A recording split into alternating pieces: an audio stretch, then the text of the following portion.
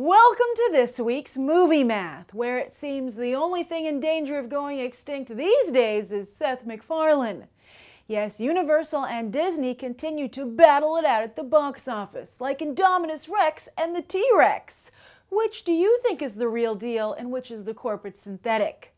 But there's no question that the gross national income of Isla Nublar is very real, as the fourth installment in the 22-year-old franchise is now domestically the highest grossing film of the year and the fifth highest grossing film of all time.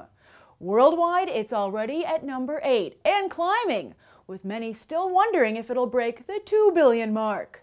Is James Cameron's private $2 billion club going to go public?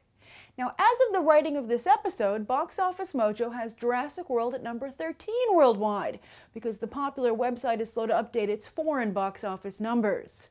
Which has led to an interesting situation with Furious 7, which some news outlets are reporting has surpassed The Avengers to become the third highest grossing film of all time.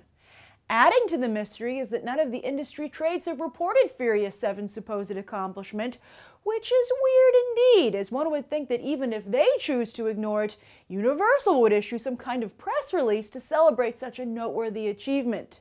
Unless, and here's where the plot thickens, Universal doesn't want to take the spotlight off of their current white-hot film, Jurassic World. But don't cry for Warner Brothers, who themselves just passed $1 billion in ticket sales domestically for the year, the 15th year in a row, setting a new Hollywood record. And Disney is able to hold their head high as well, as Inside Out had a very strong hold in its second weekend. Plus, while Age of Ultron isn't the biggest movie of the year anymore domestically, on the all-time worldwide list, it has climbed to 5th place, just about 150 million shy of the current Furious 7 Avengers squeaker. There are still a lot of variables in play though, like just how much damage will Jurassic World leave in its wake on the all-time list. And don't forget we've got yet another Universal Disney Battle Royale brewing, when Minions hits theaters in just 2 weeks. Inside Out, despite all its success, is still at the bottom of Pixar's rankings, both domestic and worldwide, and has just one more weekend to make up some serious ground. Although, Joy would like to remind you that it is a holiday weekend. And Disgust? Well, she'd like to remind you this is all just a warm-up for The Force Awakens anyway. As for this weekend's newcomers, it looks like Seth MacFarlane is smoking a batch of What Did I Do to My Movie Career? After the first Ted, MacFarlane decided to use his newfound capital to try and buy himself an on-camera career, only to discover that while audiences love listening to him, seeing him is a different matter. But to be fair, the Western is a harsh and punishing genre. Seriously. I was browsing on iTunes this weekend and decided to check out the top movie charts by genre. When I finally got to Westerns, there are so few good ones that not only are they all right there on the list, but they can't even fill it.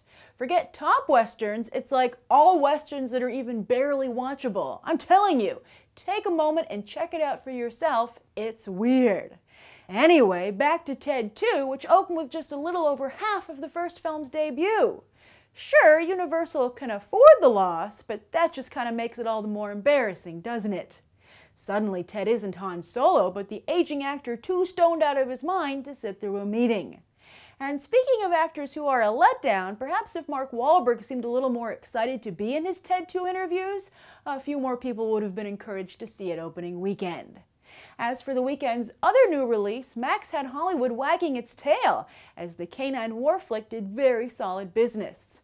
I'll be reviewing Max later this week. I've seen the film, got held up by my special Hunger Games coverage, and it will be interesting to see if audiences also circle back to Max in the coming weeks. As for the rest of the box office, Spy and San Andreas continued to hold up very well, with Spy nearing $200 million worldwide. Dope, though, fell 50% in its second weekend in wide release, while in limited release, Me and Earl and the Dying Girl continues to have a poor per-theater average. Looks like neither release strategy worked for the supposed Sundance wonders. And while the Bad Kid Begins documentary garnered far less attention than the actual event it chronicles, surely the upcoming narrative version starring Julia Roberts will do better at the box office, right? Right? As for this coming weekend, Arnold and Channing seem well matched, yet these two new releases do also seem to be on a collision course with Jurassic World and Inside Out. Who will rule the holiday weekend? Speaking of the holiday weekend, I'll be traveling the first full week of July, so Movie Math will return July 20th. And that's the weekend box office, breaking down Tinseltown. I'm Grace Randolph, and as always, thanks for watching, and I hope you'll go beyond the trailer for these other top movies.